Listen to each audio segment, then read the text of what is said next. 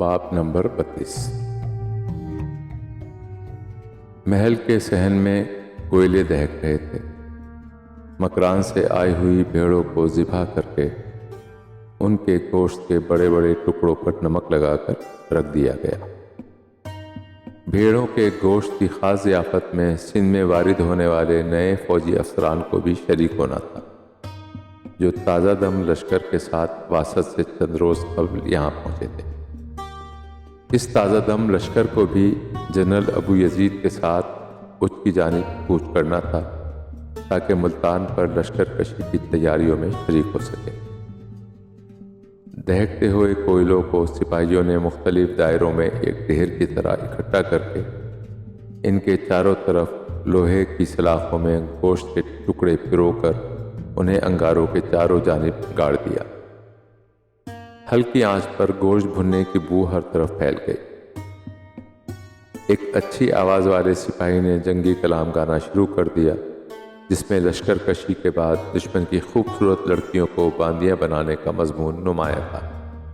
General ابو حشام ذاتی طور پر اس بڑی ضیافت کے انتظامات کا جائزہ لے رہا تھا۔ کچھ ہی دیر میں جنرل ابو یزید بھی وہاں آ گیا۔ اس نے ابو حشام کی طرف دیکھتے ہوئے کہا، مکران سے آئی ہوئی بھیڑوں کی چربی پگھلنے کی مہک محل کے اندر تک آ رہی تھی۔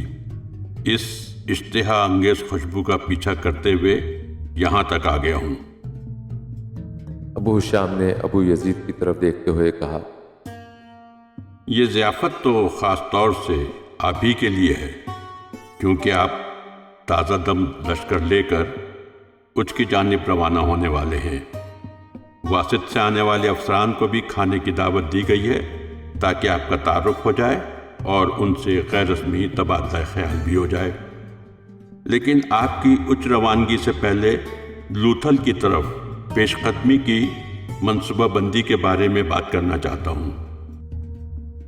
ابو یزید نے جواب میں کہا، آپ ضرور بات کیجئے۔ مجھے حجاج بن یوسف کا مکتوب یاد ہے، جس میں انہوں نے گجرات سے سراندیپ تک پیش قدمی کی منصوبہ بندی کا حکم صادر کیا تھا۔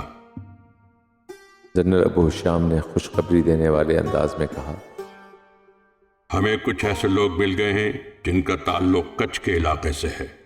وہ گجرات تک جانے والی دلدلی علاقے کے چپے چپے سے واقف ہیں۔ ان کا کہنا ہے کہ لوتھل تک خشکی کے راستے سے پیش قدمی مشکل تو ہے، لیکن ناممکن نہیں۔ مقامی افراد کو معلوم ہے کہ اس راستے میں سمندر کس وقت چڑھتا اور کس وقت اترتا ہے، اور سمندر کے چڑھتے وقت کن ٹیلوں پر کھڑے ہو کے سمندر کے اترنے کا انتظار کرنا ہوتا ہے، اور کن راستوں سے اونٹوں کو گزارنا ہوتا ہے۔ جن مسافروں کو ان راستوں کے نشیب و فراز کا اندازہ نہ ہو، وہ سمندر میں ڈوب جاتے ہیں۔